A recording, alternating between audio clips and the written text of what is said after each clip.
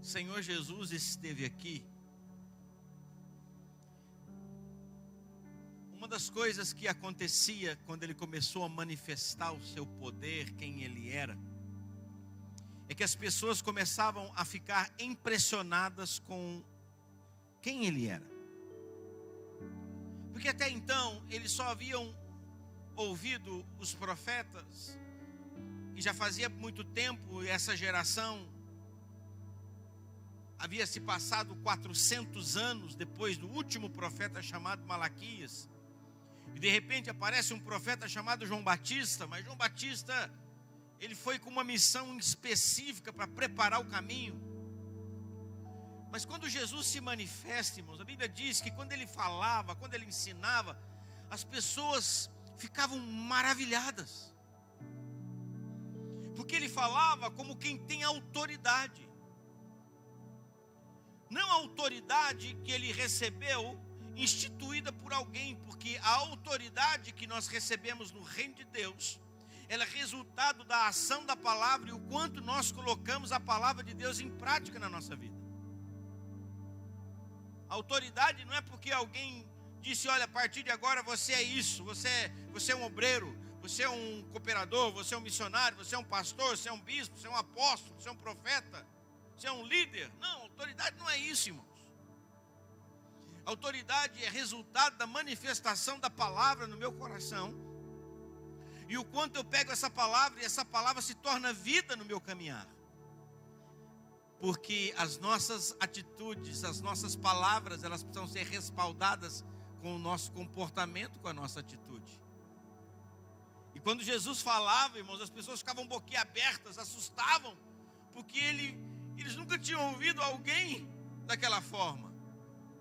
Eu imagino, irmãos, que a fama de Jesus já devia correr naquela redondeza ali da onde ele vivia.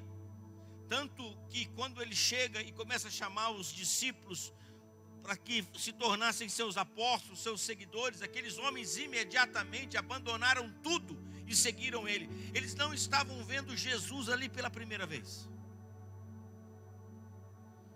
Por 30 anos Jesus viveu naquele lugar. E por 30 anos Jesus trabalhava, ele tinha um comércio, ele era marceneiro, ele era carpinteiro. Ele comprava madeira, ele vendia, ele manufaturava essas madeiras e transformava em móveis, ele vendia esses móveis, ele fazia compra para a casa dele, ele ia no comércio, ele andava, ele pagava as contas, ele recebia. Ele ia entregar cadeira, ele ia entregar mesa na casa dos outros. E as pessoas com certeza viam que naquele homem tinha alguma coisa diferente nele. A ponto de quando ele começa a chamar os seus discípulos, eles abandonaram tudo e começaram a segui-lo, porque já tinham visto que havia algo diferente nele. E quando ele veio aqui, irmãos, ele começou a se tornar para nós um referencial. Muitas vezes, da sua maneira de agir, ele falava assim para os discípulos, assim como eu fiz, vocês precisam fazer também. E ele para nós é um modelo. Ele para nós é aquela luz da qual nós estávamos em plenas trevas, plena escuridão, e de repente uma luz, porque a luz te dá o destino. Eu não sei se você já teve oportunidade, eu já tive oportunidade de entrar em lugares. Uma vez a gente foi, eu não me lembro, num parque de diversão, estava com a família e lá naquele parque eles tinham uma montanha russa, você sentava numa cadeira, eram 2 pessoas assim, e aquela cadeira ela era uma montanha russa no escuro. E eu confesso para vocês, sabe, porque existe o escuro e existe, eu vou chamar assim, tá? Não sei se é esse termo, mas eu vou chamar assim. Existe o escuro e existe a escuridão, que é onde você não tem nenhuma referência. Eu me lembro quando a gente sentava naquele brinquedo ali, e ele começava a andar, eu sabia que estava movimentando, mas quando a escuridão é total, você não tem a dimensão para que lado que está indo. Você não sabe, porque você não tem uma referência.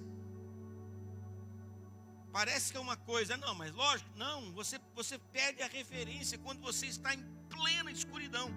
Você não tem nenhuma referência, porque a referência, nós sabemos que estamos indo para lá, para um lado, para o outro, subindo ou descendo, quando nós temos uma referência. Mas quando você não tem, nós estávamos assim, irmão, sem nenhuma referência. Aí ele veio como uma luz e nos mostrou para onde ir. E a partir daí, ele começou a ensinar com o seu comportamento, as coisas que ele fazia, as coisas que ele ensinava, a maneira como ele agia, se tornou um modelo para mim e para você. E eu quero te mostrar nessa noite, mais do que uma multiplicação dos pães que ele fez aqui. Eu quero te mostrar nessa noite um caminho pelo qual ele seguiu, um caminho pelo qual ele andou e nos ensinou um comportamento diante de uma dificuldade, diante de uma necessidade.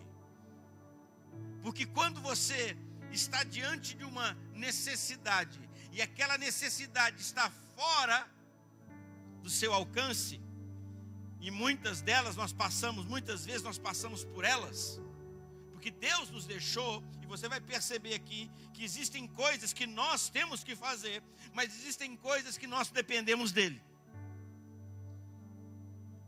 Você não precisa pedir orientação para Deus para levantar amanhã e ir para o seu trabalho. Você simplesmente acorda, levanta e vai para o seu trabalho. Porque Deus já te deu essa graça, Deus já te deu essa capacidade. Mas existem coisas na nossa vida, ou nós dependemos dele, ou nós desistimos. E aqui em Mateus capítulo 14, olhe para a sua Bíblia aí, nós vamos ler a partir do versículo 13. Evangelho de Mateus, capítulo 14, a partir do verso 13.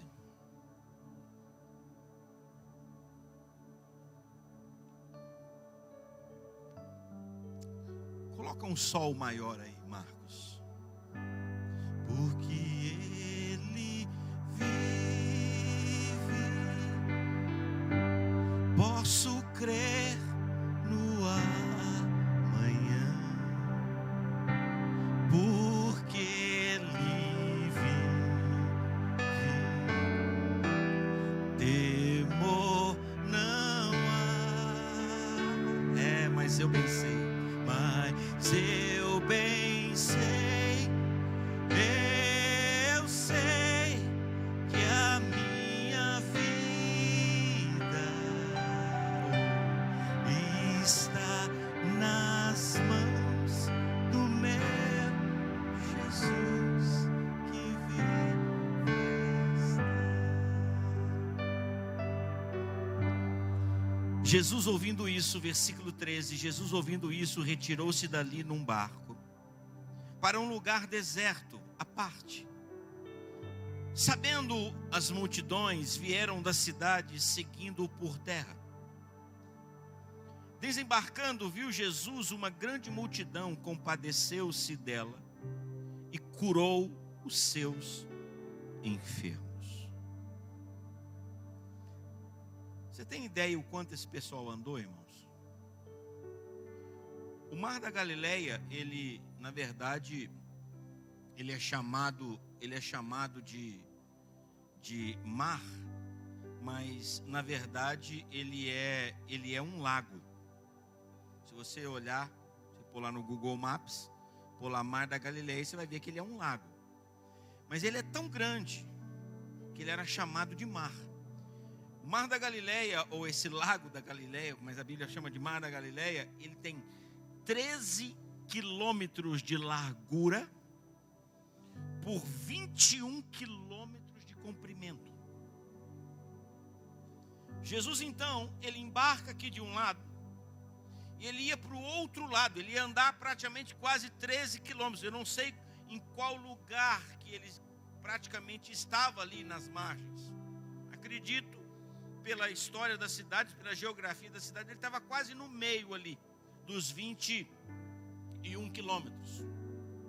Quando ele embarcou do lado e a multidão viu que ele ia para o outro lado, esse povo, irmãos, eles saíram a pé. Vamos dizer que eles estavam mais ou menos no meio, 11 quilômetros. Eles andaram 11 quilômetros Depois andaram mais 13 quilômetros. E depois voltaram mais ou menos quase 11 quilômetros. Porque Jesus saiu daqui e ia para cá. Eles estavam a pé, então eles tiveram que contornar aqui. E quando Jesus chegou do outro lado, aquele povo que saiu a pé, irmãos, já tinha chegado. Uau! Esse povo estava muito sedento da palavra de Deus. Eles estavam com muita vontade de ver o Senhor. Eles estavam sedentos de ver a manifestação do poder dEle. Se existe uma coisa que nós não podemos perder em nós, irmãos, é a sede. Se existe algo que nós não podemos deixar de dentro de nós, é a nossa fome por Ele. Porque o dia que nós perdemos a nossa fome, o dia que nós perdemos a nossa sede, o dia que nós perdemos a nossa paixão, irmãos, nós perdemos a essência de servirmos a Deus. O que vai ficar para nós é apenas um sentimento religioso. Hoje é domingo, hoje é dia de ir na igreja. E a gente deixa de ter aquele coração sedento, apaixonado pela palavra de Deus, pelas coisas de Deus. E aí qualquer coisa começa a ser um motivo para que eu deixe de me alimentar dele. Como alguém falou aqui agora há pouco, né? Quantas pessoas não estão aqui hoje? O que eu fico imaginando? O que tem de melhor acontecendo aqui nessa cidade? E ainda que tivesse uma coisa boa, eu acredito que não se compara a essa palavra. Hoje está tendo um evento ainda, né? Está tendo um evento aí em prol do Hospital do Câncer, Rodeio pela Vida.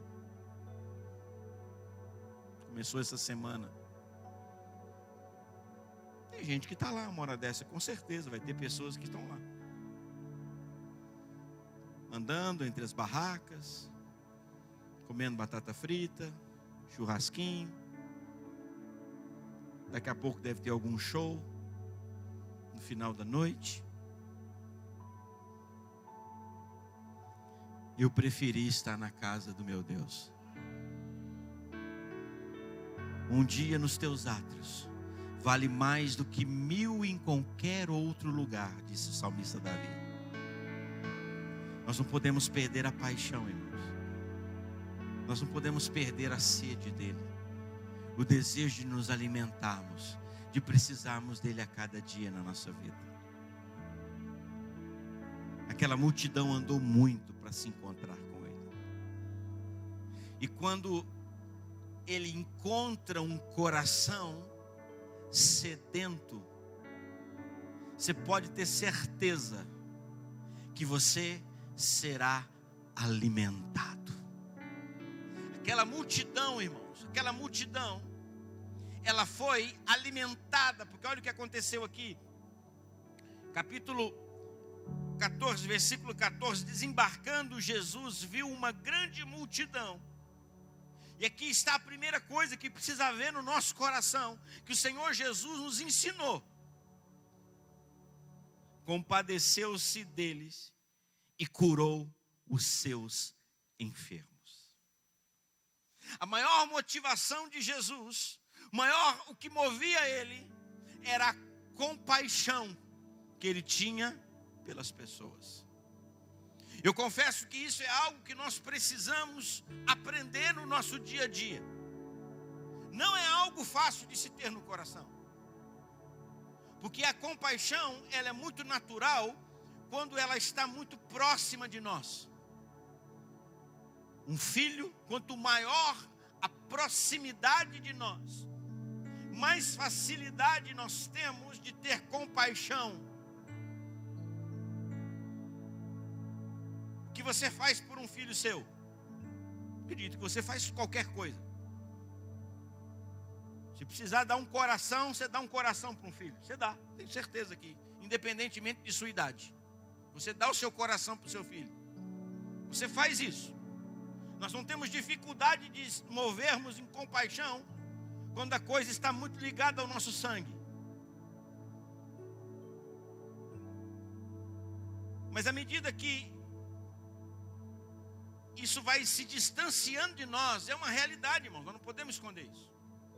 À medida que vai se distanciando, vai se afastando, nós temos uma dificuldade, porque a palavra compaixão significa a capacidade de se compadecer.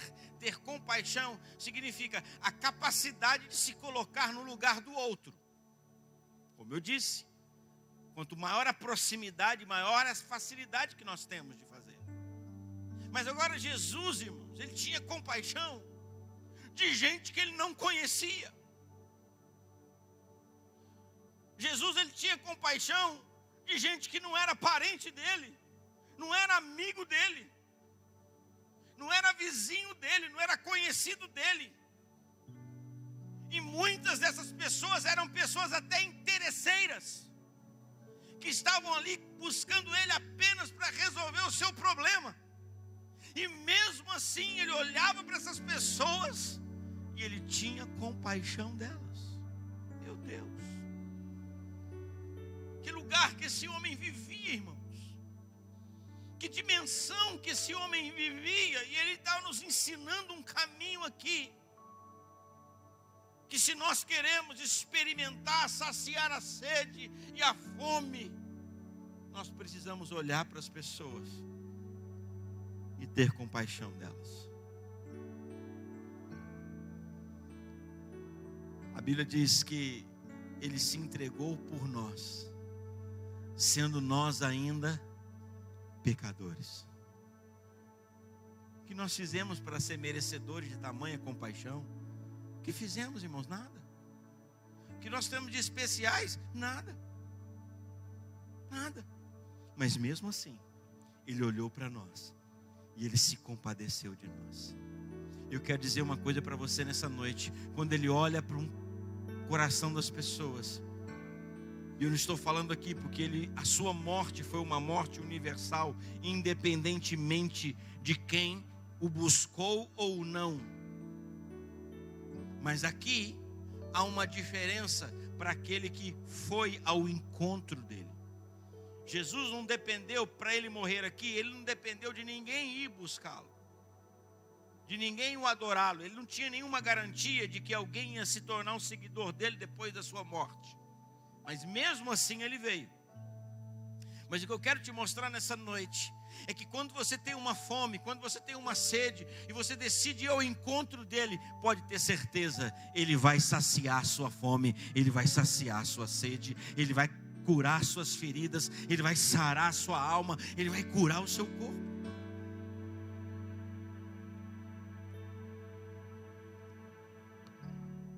Ao cair da tarde, vieram os discípulos de Jesus e lhe disseram: o lugar é deserto e vai adiantada a hora.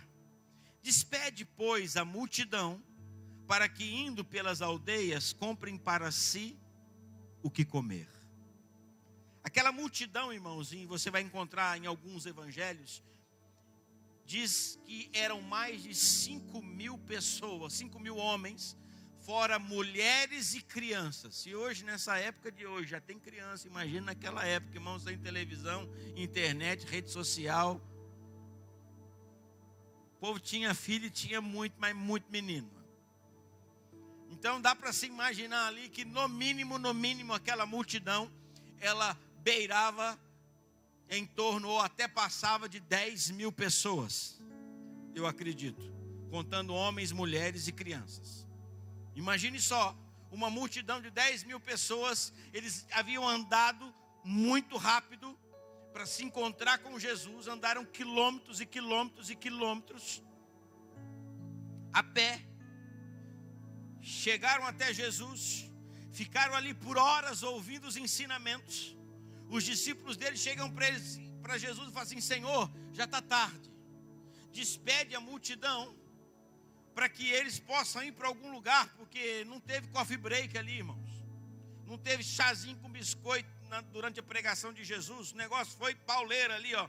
Jesus sentava para ensinar e Jesus ficava muitas vezes horas ensinando, porque ele sabia que o tempo dele aqui era breve, ele precisava passar o máximo que ele pudesse para as pessoas.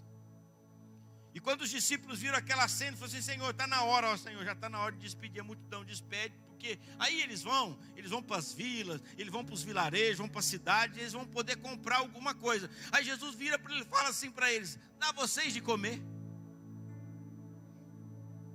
Quando eles ouviram aquilo, eles deram uma resposta bem prática para Jesus. E falaram: Senhor, não temos nada. Aí Jesus fala assim para eles. Não, eles falam assim: não temos condição. Aí Jesus fala assim para eles: o que vocês têm? Deixa eu dizer uma coisa para você, querido. Aqui Jesus está nos ensinando como servir as pessoas. O Senhor Jesus está nos ensinando aqui como caminharmos como Ele caminhou.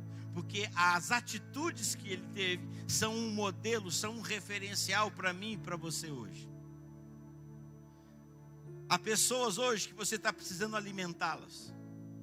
Há pessoas hoje que você está precisando saciar a fome delas. Deus está nos dando a oportunidade. Por muitos anos nós matamos a fome espiritual, temos matado a fome espiritual das pessoas. Mas de um tempo para cá, de 2 anos para cá, Deus tem nos dado a oportunidade de matarmos a fome física das pessoas também. Eu confesso, irmãos, que humanamente falando, se a gente parar para fazer a conta, se a gente parar para fazer o caixa, se a gente parar para fazer os cálculos, você tem uma família, você tem uma casa, você sabe qual é a despesa da sua casa. Imagina se comesse todo dia na sua casa 50 pessoas na sua casa. Todo dia comesse lá na sua casa. Quanto seria a sua conta do supermercado? 50. E não é 50 qualquer não, irmão. É 50 com muita fome. Que come bem. Como diz no ditado popular, quase que você recebendo 50 pedreiros na sua casa para comer. Eles falam que é prato de pedreiro, né? É assim mesmo, Juscelio? Pedreiro come desse tanto? O Juscelio deve ser diferente, porque o Juscelio é fininho, né? O Juscelio é esbelto, assim, ele é um pedreiro diferenciado, o Juscelio. É que também come muito, mas também gasta muito, né, irmãos? O trabalho não é fácil. Imagine só, irmão, se nós fôssemos parar para fazer a conta, deixa eu dizer uma coisa para você. Não fecha. Não fecha. Não fecha. Arroz, feijão, óleo, mistura, verdura, carne, macarrão, suco, açúcar, tudo. E ainda rola uns bolinhos, uma sobremesa de vez em quando lá ainda. Ainda tem isso ainda. Não fecha, irmãos. Tem coisas que o Senhor fala para nós e a gente não entende como fazer. Aí o Senhor está dizendo o que Ele está nos ensinando. O que Ele está nos ensinando para nós, irmãos. Ele está dizendo: filho, simplesmente entrega, traz o que você tem. Traz o que você tem, porque o seu pouco que você tem é tudo para mim. Tudo que eu preciso é o seu pouco que você tem. Tudo que eu preciso é o que está nas suas mãos. Quando ele perguntou para os discípulos o que eles tinham, os discípulos viraram e falaram assim para eles. Se você comparar os textos aqui em outros evangelhos, talvez esse de Mateus é o que relata, Marcos conta com mais detalhes essa história aqui. Eles falam assim: Senhor, o que são 5 pães e 2 peixinhos? E nem eram deles, irmãos. Eles acharam um menino que tinha 5 pães e 2 peixinhos dentro de uma mochila.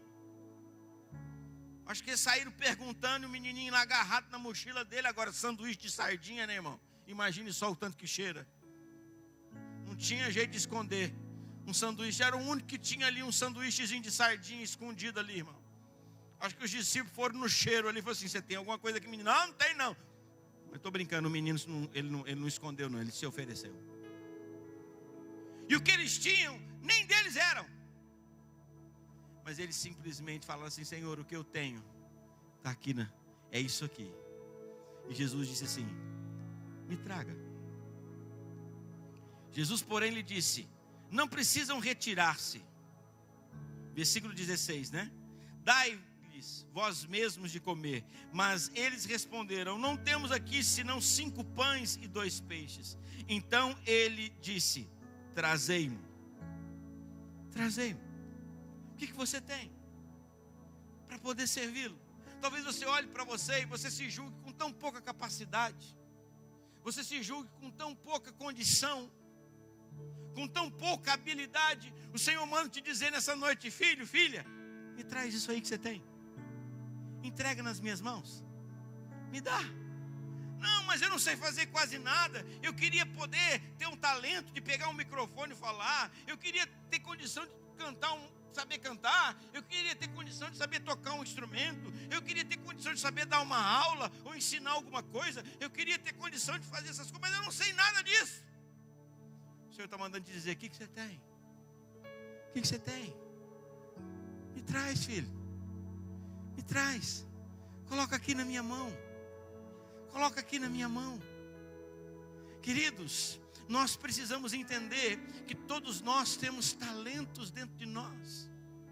Todos nós temos habilidades. O que precisa acontecer é nós pegarmos isso que o Senhor tem nos dado e colocarmos nas mãos dEle. Não há ninguém aqui, não há ninguém, sem exceção, que não tenha dons e talentos da qual o Senhor te capacitou. Todos nós temos. E graças a Deus, porque eles são diferentes. Porque o apóstolo Paulo, quando ele ensina aos Coríntios, ele fala assim: olha, imagine só se todos fossem olho, onde estaria o olfato? Se todos fossem ouvido, onde estaria a boca? Mas Deus distribuiu como lhe apraz, cada um dentro do corpo. Cada parte do nosso corpo, ela tem uma função muito especial. Ainda que a gente possa até viver sem alguma parte dele, mas se Deus criou, é porque é importante. O ser humano se adapta a viver sem, mas é importante. Senão, não teria sido criado pelo nosso Deus. O que você tem, querido? O que você tem? Qual é o seu talento? Qual é o seu dom? O Senhor manda dizer para você: filho, filha, traz aqui, coloca na minha mão. Entrega aqui para mim poder te usar. E a primeira coisa é que quando eles trouxeram, Jesus pega aqueles 5 pães, Jesus pega aqueles 2 peixes.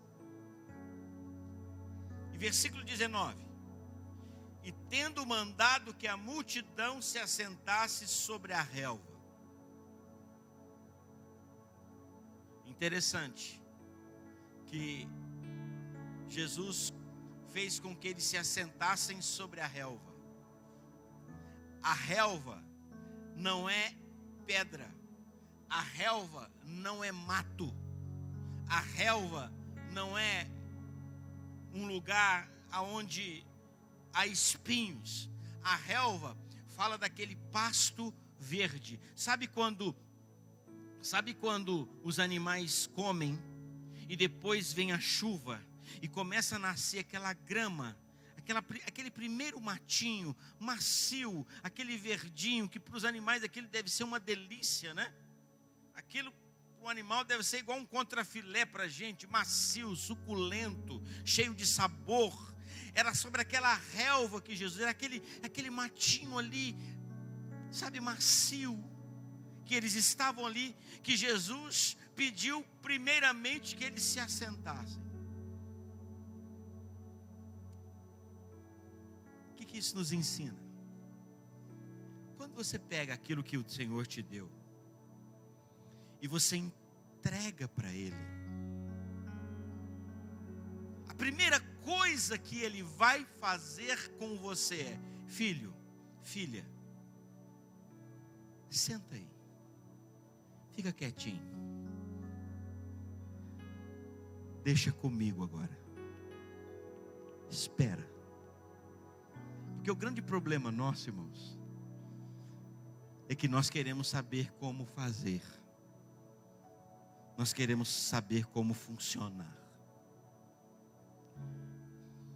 É que a maioria das crianças não estão aqui. Eduardo, pega seu menininho ali, vem cá.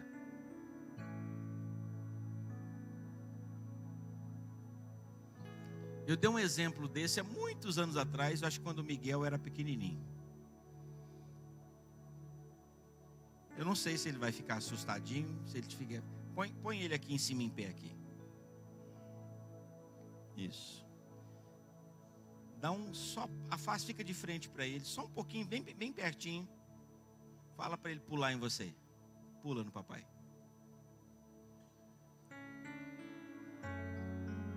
De novo. Pula no papai, pula. Aí. De novo, põe de novo aqui. Dá um pouquinho mais para trás, Eduardo.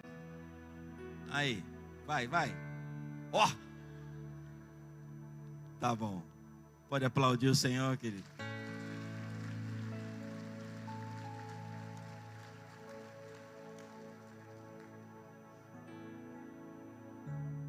Ele perguntou alguma coisa para o pai, irmãos? Ele questionou o pai dele alguma coisa? Pai, ó, não, um pouquinho mais para cá, pai. Se eu falasse para o Eduardo, dá um passo a mais para trás, já ia começar a ficar perigoso. E eu falasse para ele, pula, ele ia pular, irmão. Ele ia pular. Ele não duvidou, ele não questionou, ele não argumentou. Porque quem estava aqui, irmãos? O pai dele.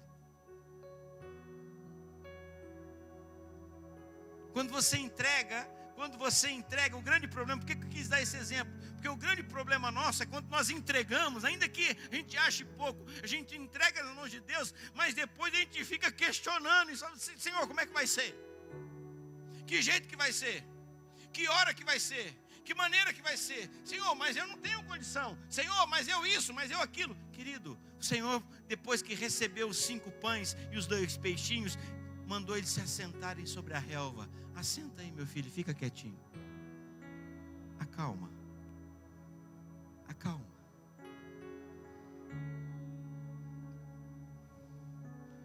Em seguida, o que o Senhor fala para eles?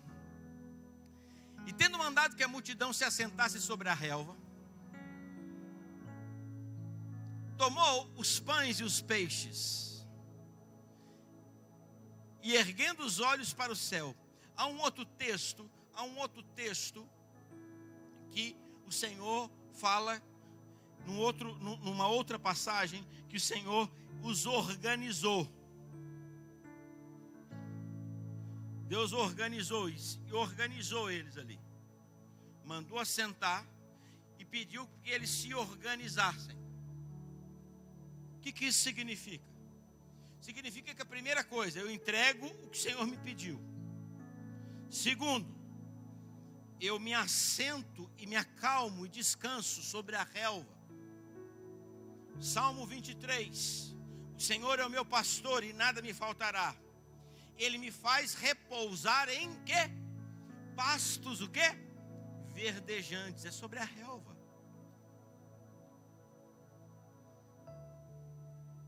Jesus estava olhando para eles ali.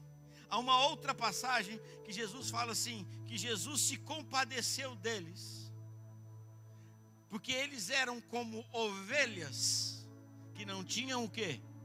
Pastor. Ovelha come relva, irmãos. Quando Jesus pediu para eles se assentarem e pediu que eles se organizassem em grupos, Jesus estava dizendo assim para eles: olha, me dá o que você tem, se acalma e se organize, se prepare para aquilo que eu vou realizar na sua vida. Nós temos olhado para essa cidade, irmãos. Nós temos olhado para Barretos. Mais de 120 mil pessoas. Nós não somos ainda nem 15%, talvez no máximo 15% da população dessa cidade. Há muita gente aí que está com muita fome, irmãos. Há muita gente aí que está com muita sede. E eu tenho falado, Senhor, quando nós vamos alcançar essa multidão? Quando nós vamos alcançar essas pessoas? Quando nós vamos conseguir trazê-las para ter um encontro com o Senhor? O Senhor tem falado conosco, filho, se assenta e se organiza. Organiza. Porque agora, depois disso, vem a minha parte. É por isso que nós falamos para vocês, olha, vai para um grupo familiar, queridos. Não deixe de ir num grupo familiar. Não deixe de ir numa reunião de discipulado. Sem ser essa semana agora, na outra semana, que é a semana do congresso, vai ser a nossa semana D. Nós vamos fazer como fizemos da outra vez. Nos reunimos aqui todo mundo na segunda-feira, quando a gente assistiu aquele vídeo tremendo, né? Mas não é essa semana não vai confundir não. É na outra semana, mas a gente vai avisar. Só estou te dando um exemplo. Se organiza, filho. Não fique sozinho. Se envolva. Tivemos agora, irmãos, terça-feira passada. Olha, eu não sei onde você estava, mas se você não veio na rede de casais, você perdeu uma das melhores redes de casais do ano de 2019. Quem concorda comigo? Irmãos, foi maravilhosa. Maravilhosa. Esteja junto. Amanhã vai ter a de... Terça-feira vai ter a de mulheres. Esse mês tivemos a de homens. O que nós estamos fazendo, irmãos? Estamos nos organizando. Para quê? Para que a gente possa se alimentar. Se alimentar dele. Jesus pede que eles se assentem, se organize, e Jesus então pega os pães, e erguendo os olhos ao céu, os abençoou. Queridos, o que são esses pães? Sou eu e você. Com esses pães que ele ergueu os olhos, olhou para o Pai e os abençoou. Esses 5 pães. E distribuiu. E esses pães mataram a fome de quase em torno de 10.000 pessoas. Capaz de imaginar isso, irmãos? 5 pães. Eu acho que dependendo da fome, e aquele povo estava com fome, depois de ter caminhado, já estava ali ouvindo Jesus 1 hora, horas e horas ali ouvindo Jesus. Eu acho que aqueles pães ali, no máximo de 2 homens ali. Imagina só o Jean e o Neto assim, sentados com 5 pão e 2 peixinhos. No calibre desses meninos, irmão. 2,5 para cada um e 1 peixinho para cada um, não ia fazer cosca, irmão. Não ia fazer cosca. Mas ele pegou, irmãos, e alimentou quase em torno de 10.000 pessoas. E a Bíblia diz que eles só não comeram, diz que eles comeram e se fartaram. Em outros evangelhos fala que sobrou muitos cestos. O que eu quero te ensinar nessa noite, querido? De 2 maneiras. Primeiro, é você recebendo esse pão, você sendo alimentado. E o outro aspecto é você sendo o pão para as pessoas. Você sendo o instrumento, porque Jesus disse assim, que Ele era o pão da vida. Mas ao mesmo tempo, Ele fala que nós somos a luz do mundo também. Ao mesmo tempo, Ele disse que Ele era a luz, eu sou a luz, mas ao mesmo tempo Ele disse, você é a luz. Então, se Ele é a luz e eu sou luz, se Ele é pão, eu também posso ser um pão para a vida das pessoas. Eu posso ser, a minha vida pode ser um alimento para a vida das pessoas, não para salvá-las, mas para conduzi-las a Cristo, irmãos. Para conduzi-las ao reino de Deus. Então, quando Jesus ensinou tudo isso aqui, Ele estava nos dando um exemplo, Ele estava nos dando um modelo de como fazemos na nossa vida. Então hoje eu e você, querido, você pode ter certeza que se você tiver uma sede, uma fome no seu coração, a primeira coisa que vai acontecer, a sua fome e a sua sede vai ser saciada. A Bíblia diz, todo aquele que me busca vai me encontrar. Todo aquele que me persegue, aquele que vai atrás de mim vai me encontrar. Todo aquele que me deseja, buscar-me-eis e me achareis quando me buscar de todo o vosso coração. Quando você buscá-lo, você vai encontrar Ele. Pode ter certeza disso. E quando você o encontrar, a sua fome será saciada. Assim como foi essa multidão. Eu não sei qual é a sua fome, eu não sei qual é a sua necessidade hoje, mas eu quero dizer uma coisa para você. Você vai sair daqui saciado dentro do seu coração, porque Ele é a fonte que te alimenta. Ele é a fonte que te sustenta. É por isso que quando você recebe a palavra, quando a palavra vem, ela entra no seu coração, você sai renovado. Você sai cheio de esperança. Você olha para aquele quadro que parecia impossível, como esse aqui, impossível, irmãos, de acontecer. Mas a questão é essa: é ser como uma criança. Eu não preciso saber como vai ser, eu só preciso colocar nas mãos dele. Como que vai ser, pastor? Não sei. Que jeito que vai acontecer? Também não sei. Que hora que vai acontecer? Também não sei. Como vai acontecer? Também não sei. O que eu tenho que fazer? Põe na mão dele.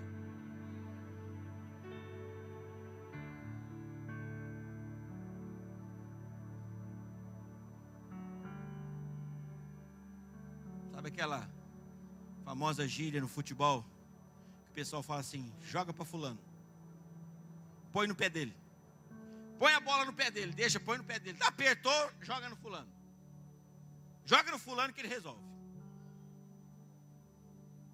Querido, põe na mão dele. Põe na mão dele. Entrega para ele. Entrega a sua vida para ele. Entrega essa área para ele.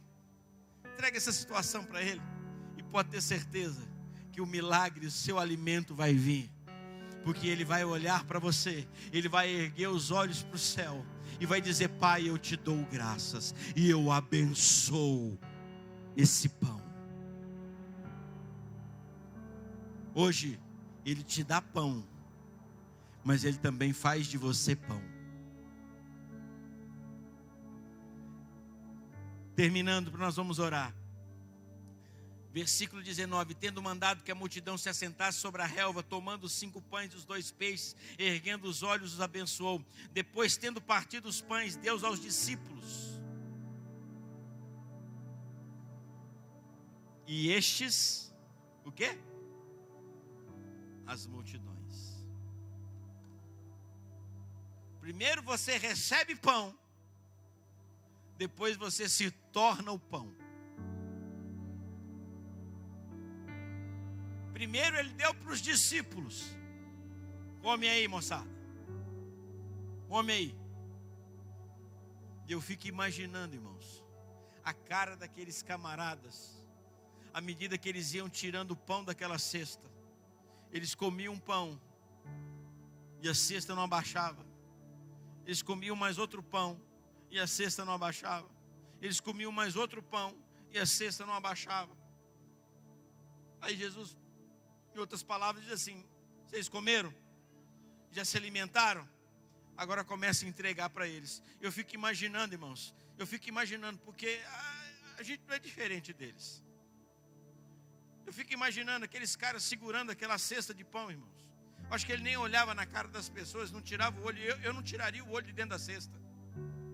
Eu ia querer saber como é que aquele negócio acontecia, porque à medida que aquele povo foi tirando pão, irmão, o pão não acabava da cesta.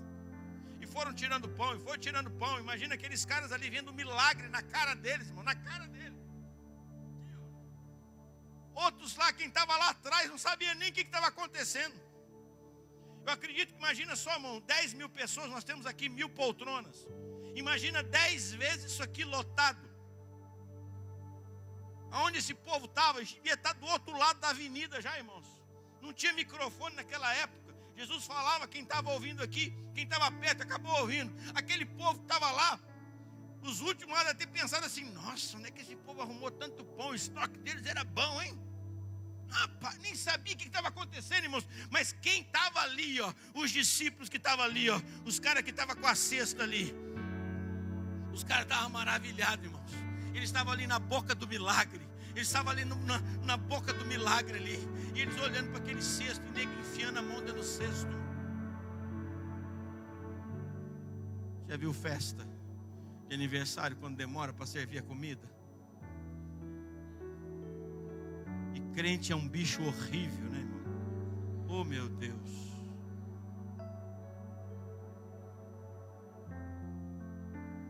Beira a falta, vou chamar de falta de educação não, beira a falta de educação.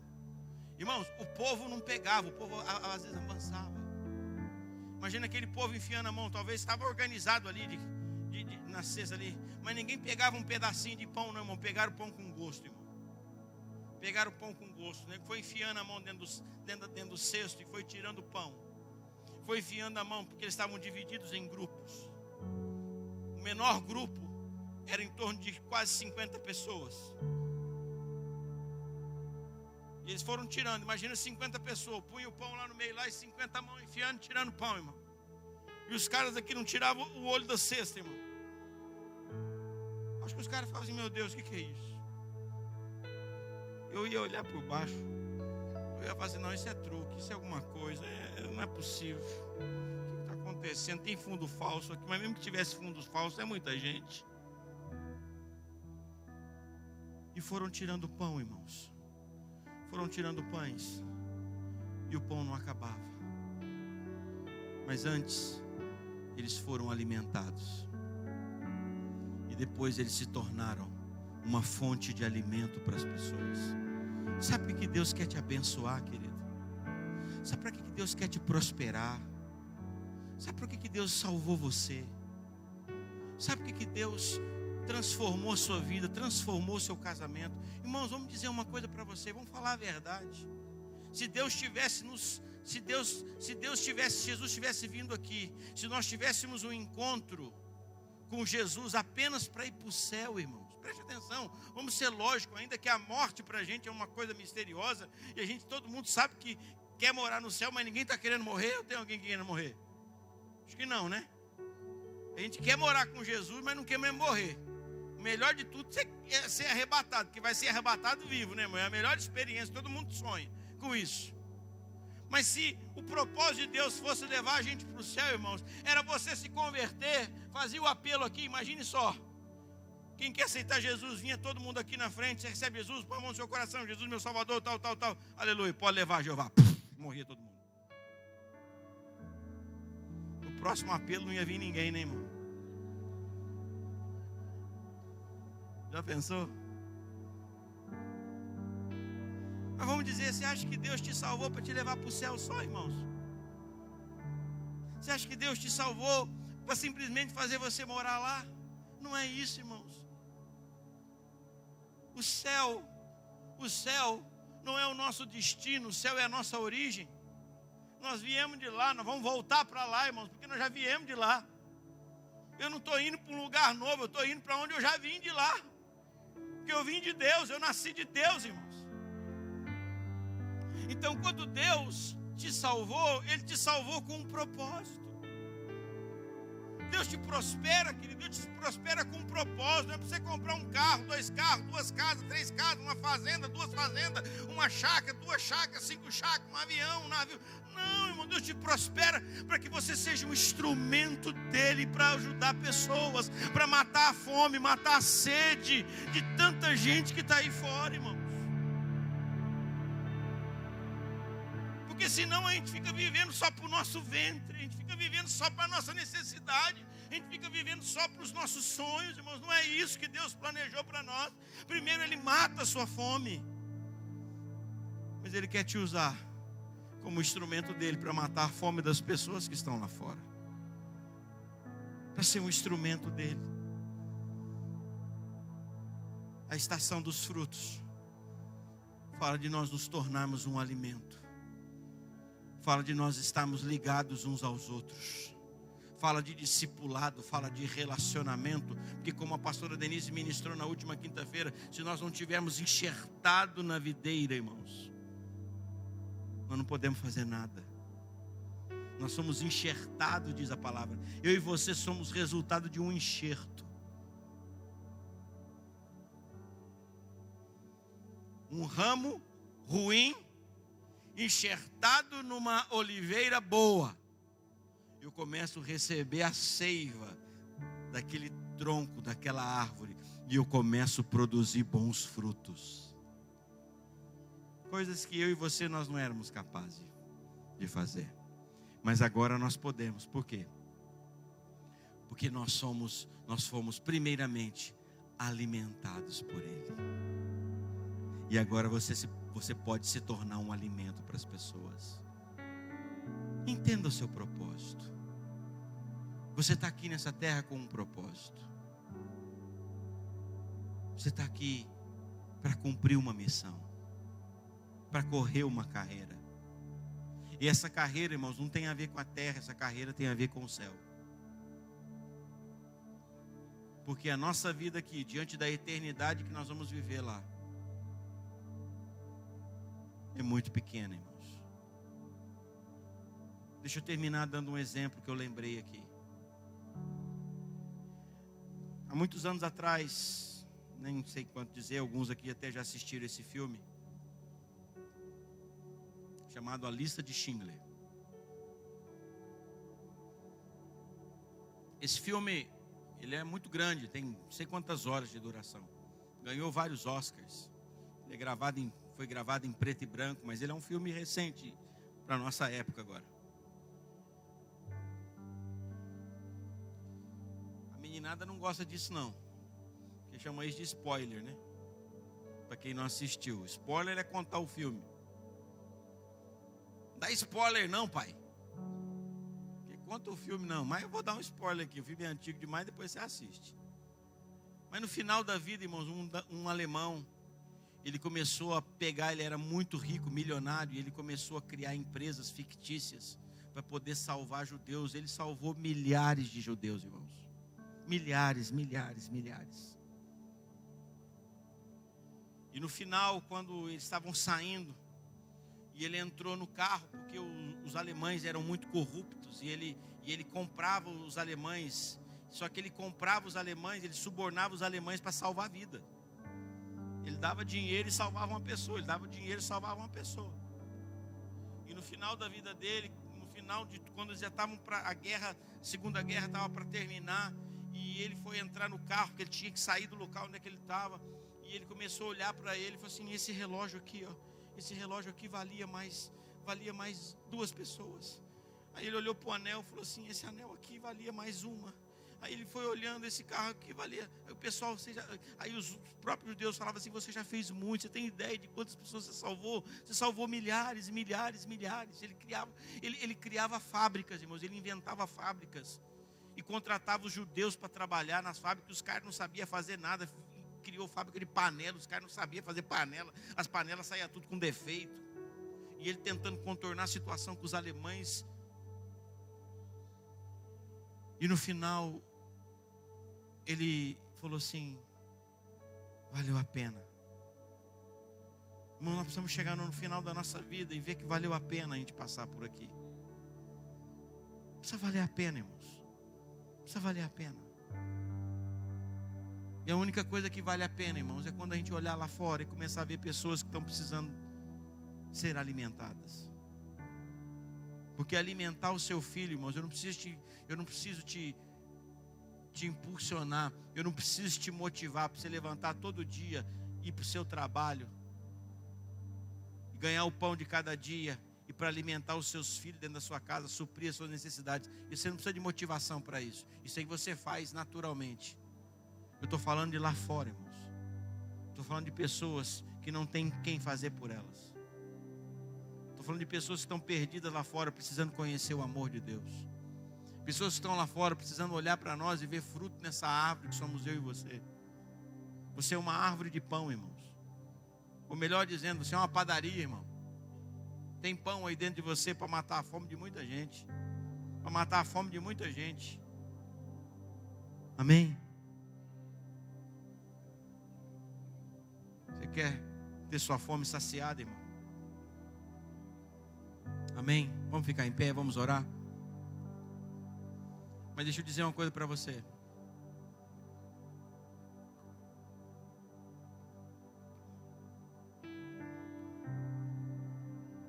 Deus não quer só. Deus mata primeiro a sua fome, para que você possa matar a fome de outras pessoas também.